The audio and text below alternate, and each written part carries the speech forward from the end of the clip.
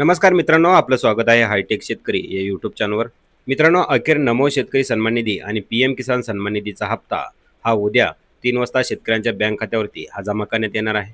मित्रांनो, यामध्ये जर पाहिलं तर नमो शेतकरी सन्मान निधीमध्ये वाढ करण्यात आली आहे. तसेच मित्रांनो, यामधील काही शेतकऱ्यांना अपात्रही करण्यात आले आहे. मित्रांनो, या संदर्भातील सर्व माहिती आज आपण या व्हिडिओमधून पाहणार आहोत.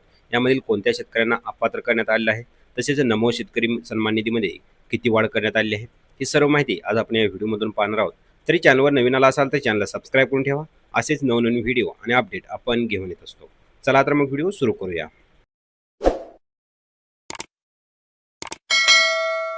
मित्रांनो, महाराष्ट्रातील शेतकरी कुटुंबासाठी एक दिलासादायक बातमी समोर आली आहे. राज्याचे मुख्यमंत्री देवेंद्र फडणवीस यांनी नमो शेतकरी महासन्मान निधी योजनेच्या 7व्या टप्प्यातील आर्थिक मदतीची घोषणा केली आहे. मित्रांनो, या योजनेचा उद्देश शेतकऱ्यांना थेट आर्थिक सहाय्य देणे हा आहे. मित्रांनो, यामध्ये जर पाहिलं तर पात्र शेतकरी कुटुंबांना 2,000 रुपयाची मदत थेट त्यांच्या बँक खात्यात ही जमा केली जाते. मित्रांनो, ही मदत त्यांच्या दैनंदिन गरजासाठी उपयोगी ठरते आहे. तसेच यामध्ये जर पाहिलं तर सरकारकडून शेतकऱ्यांच्या हितासाठी हे पाऊल उचलण्यात आलेलं आहे आणि त्यामुळे राज्यातील लाखो शेतकऱ्यांना या निर्णयाचा लाभ मिळणार आहे. मित्रांनो, यामध्ये जर पाहिलं तर नमो शेतकरी सन्मान निधी योजना या संदर्भात जर माहिती पाहिली तर राज्य सरकारने सुरू केलेल्या या महत्त्वपूर्ण योजनेच्या लाभातून सुमारे 93,36,000 शेतकरी कुटुंबांना थेट फायदा होणार आहे. मित्रांनो, या संख्येवरून योजनेचे स्वरूप किती मोठे आहे हे स्पष्ट होते. तसेच शेतकऱ्यांच्या आर्थिक उन्नतीसाठी ही योजना उपयुक्त ठरणार आहे.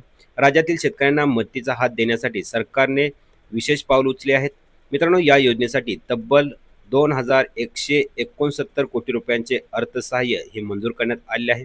मित्रांनो, यामध्ये जर पाहिलं तर इतक्या मोठ्या निधीची तरतूद ही या उपक्रमाचे महत्त्व आणि सरकारचे गंभीर दृष्टिकोन दर्शवते.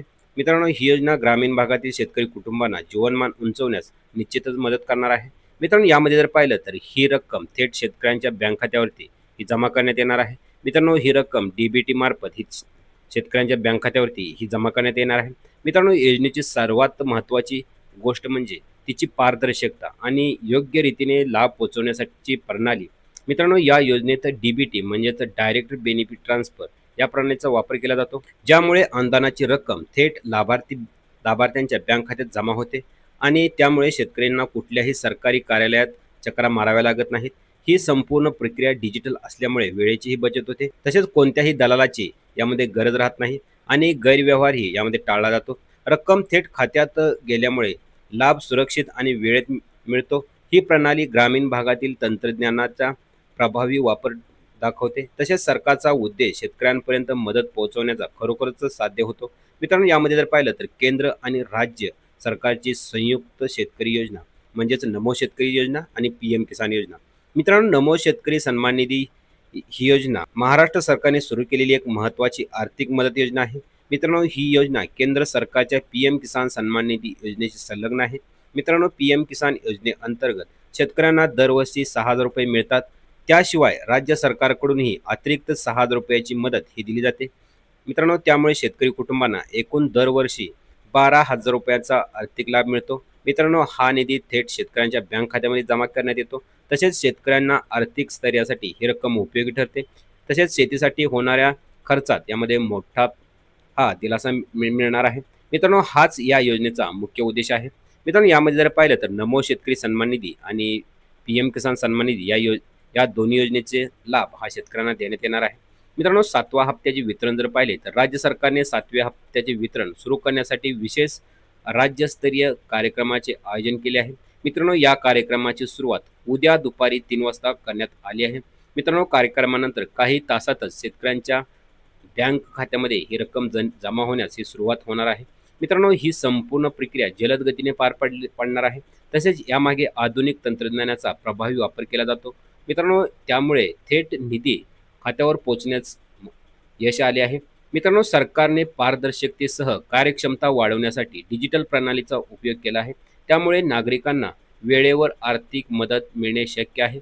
मित्रांनो, शेतीसाठी आणि आर्थिक मदत आणि यामध्ये कर्जफेड यामध्ये जर पाहिलं तर आर्थिक सहाय्यामुळे शेतकऱ्यांना विविध उपयुक्त गोष्टींसाठी मदत मिळते.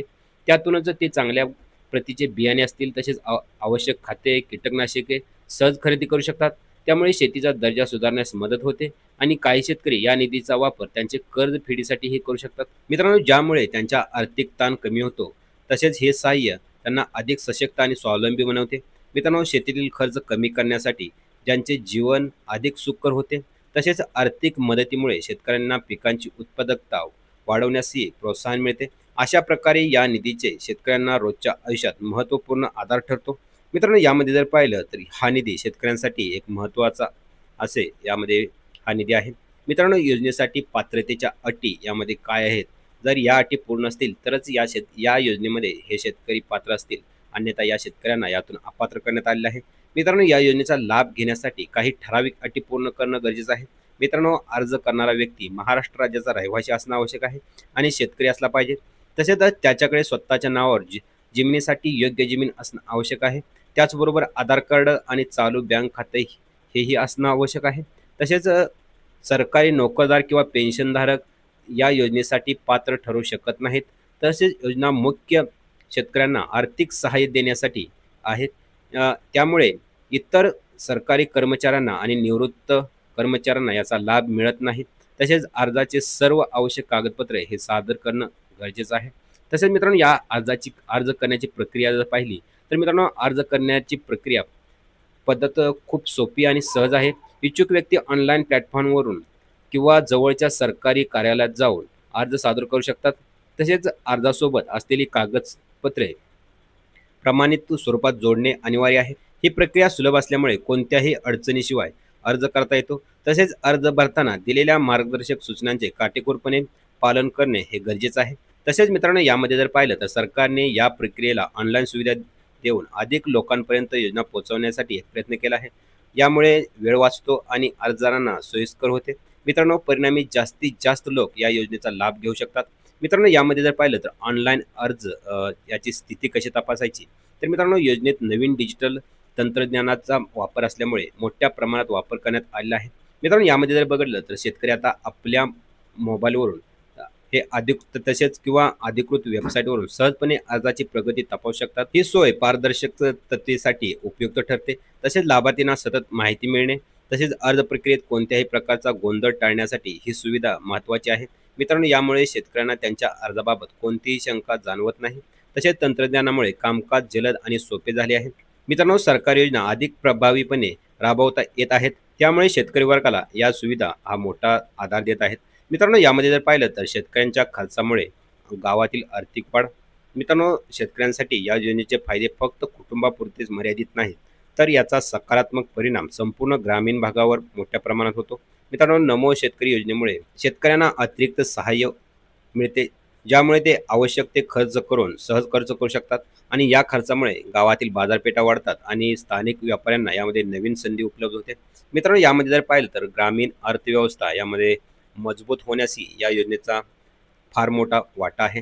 तसेच शासनाच्या नवनवीन योजना आणि यामधील घोषणा जर पाहिल्या तर मुख्यमंत्री देवेंद्र फडणवीस यांनी सांगितले आहे की राज्य सरकार शेतकऱ्यांच्या हितासाठी नेहमीच नवनवीन योजना आणि उपक्रम हे राबवत असते. मित्रांनो, नमो शेतकरी योजना या धोरणाचा एक महत्त्वाचा भाग आहे, ज्यामुळे कृषी क्षेत्राला चालना मिळाली आहे आणि या योजनेत सुधारणा करत सरकार त्यांचा परिणाम अधिक वाढवण्याचा मानस आहे. मित्रांनो, शेतकऱ्यांच्या आर्थिक व मानसिक विकासासाठी शासन सतत प्रयत्नशील आहे. या योजनेत आधुनिक तंत्रज्ञान सुविधा तसेच समाविष्ट करण्यासाठी यामध्ये सरकारने भर देण्यात आलेला आहे. मित्रांनो, त्यामुळे शेतकरी अधिक उत्पादनक्षम होईल आणि आत्मनिर्भर बनेल असाही विश्वास सरकारला आहे. मित्रांनो, यामध्ये जर पाहिलं तर नमो शेतकरी सन्मान निधी आणि PM किसान सन्मान निधीचा हप्ता उद्या 3 वाजता हा शेतकऱ्यांच्या बँक खात्यावरती हा जमा करण्यात येणार आहे. मित्रांनो, आर्थिक सामाजिक विकासासाठी ही योजना एक महत्त्वपूर्ण आहे.